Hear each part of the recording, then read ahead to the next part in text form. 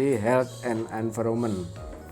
Jadi keselamatan dan kesehatan kerja, environment adalah lingkungan.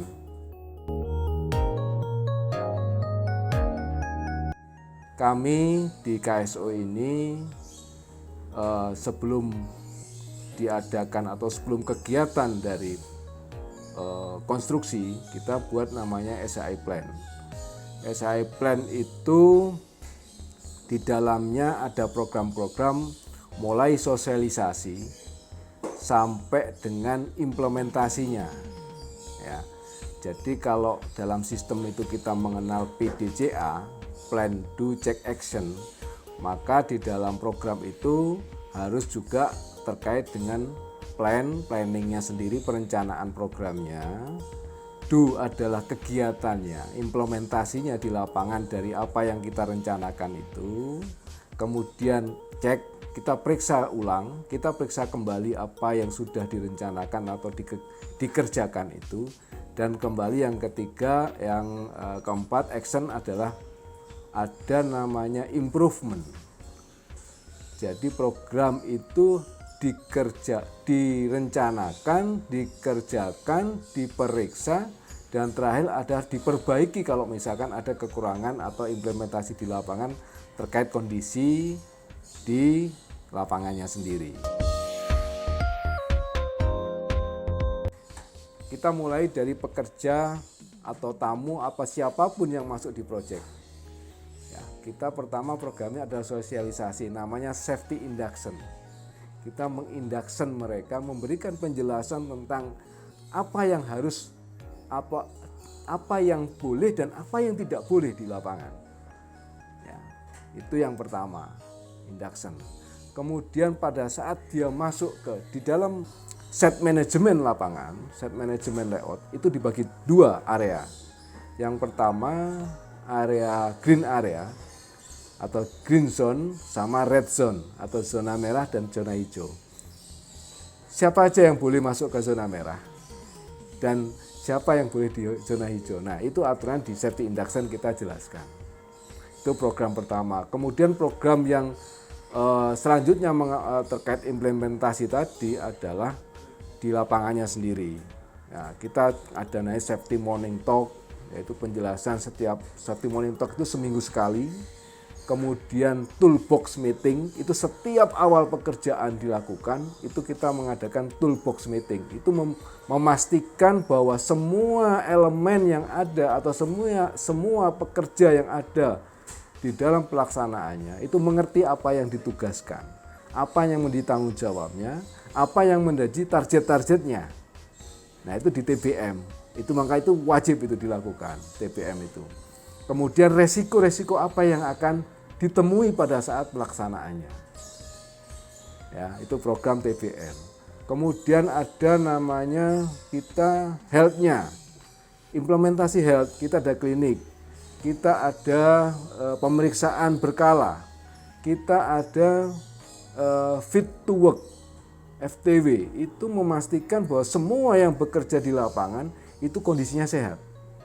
Ya, ini yang implementasi di medik atau health tadi, kesehatannya sendiri. Kemudian lingkungan, kita secara berkala juga ngecek lingkungan yang ada di area proyeknya sendiri, di dalam, baik itu limbah beracun atau limbah yang padat, misalkan semen kayak gitu ya, yang beracun mungkin oli atau limbah mesin-mesin itu. Jadi di luar itu kita, karena di lingkungan proyek ini kita bersinggungan dengan warga, sisi utara itu dengan warga, sisi barat itu dengan jalan raya. Nah, itu kita maintain juga, itu termasuk implementasi dari SAE. Ada satu program di mana kita juga melakukan pemberian reward, karena di dalam pelaksanaan program itu kita juga melakukan punishment. Jadi ada keseimbangan, ada reward, ada punishment. Di mana reward itu kami menilai semua pekerja atau mandor melakukan hal-hal yang sudah diatur atau aturan-aturan di dalam safety atau bekerja yang aman. Nah, misalnya pekerja di ketinggian menggunakan safety body harness, menggunakan APD. Nah, itu kita menilai bahwa itu patuh sehingga tim memberikan reward kepada yang patuh. Nah, ini dilakukan di acara-acara seperti safety morning talk.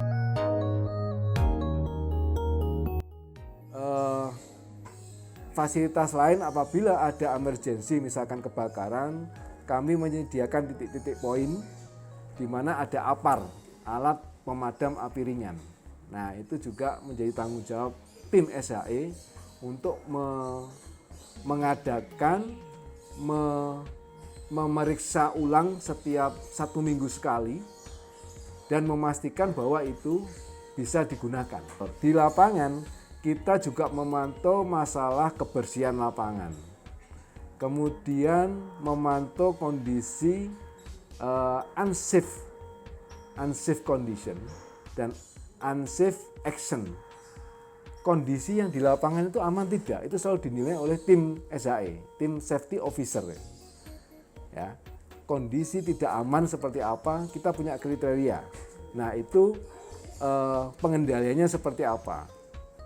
Itu di lapangan. Itu fasilitas kami, pemasangan railing, kemudian ada rest area. Rest area itu kalau ada tamu atau pekerja mau merokok ya harus di posisi rest area. Itu yang kami kelola juga. Ya. Kemudian ada pertolongan pertamanya di lapangan. Kami juga menyediakan obat berjalan, ya, yang safety officer selalu ready di lapangan. Fasilitasnya seperti itu. Kemudian kalau mobile ada ambulan, ya, sewaktu-waktu ada hal yang diperlukan, maka ambulan itu bisa digunakan.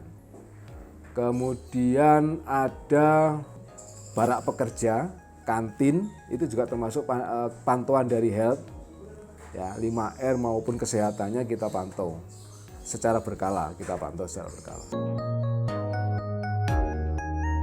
Jadi untuk hampir 80% pekerjaan sekarang ada di ketinggian, sehingga dalam persyaratan ketinggian kita mengadopsi Permenaker nomor 9 tahun 2016, yakni tentang bekerja di ketinggian. Nah, syarat untuk bekerja di ketinggian itu yang pertama, setiap pekerja wajib mendapatkan training atau sudah melakukan training sertifikasi TKBT. Ya, TKBT itu tenaga kerja bangunan tinggi. Nah, di dalam TKBT itu kita di training bagaimana bekerja di ketinggian dengan platform atau pijakan sementara maupun pijakan tetap.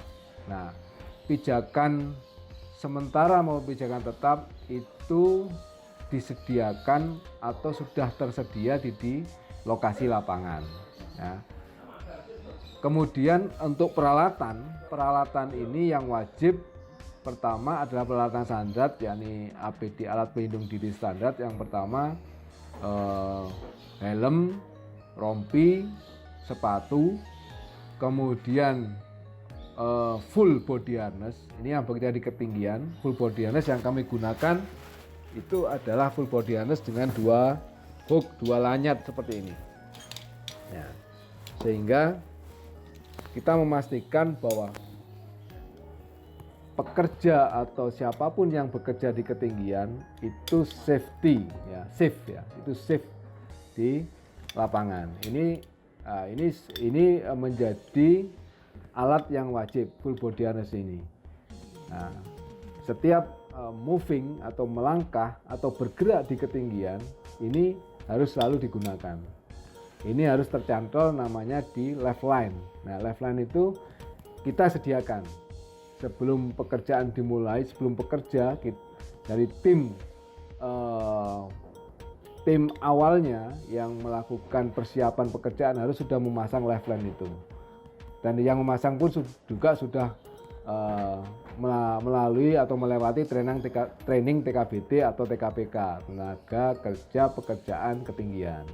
Itu yang menjadi syarat di dalam pekerjaan di lapangan.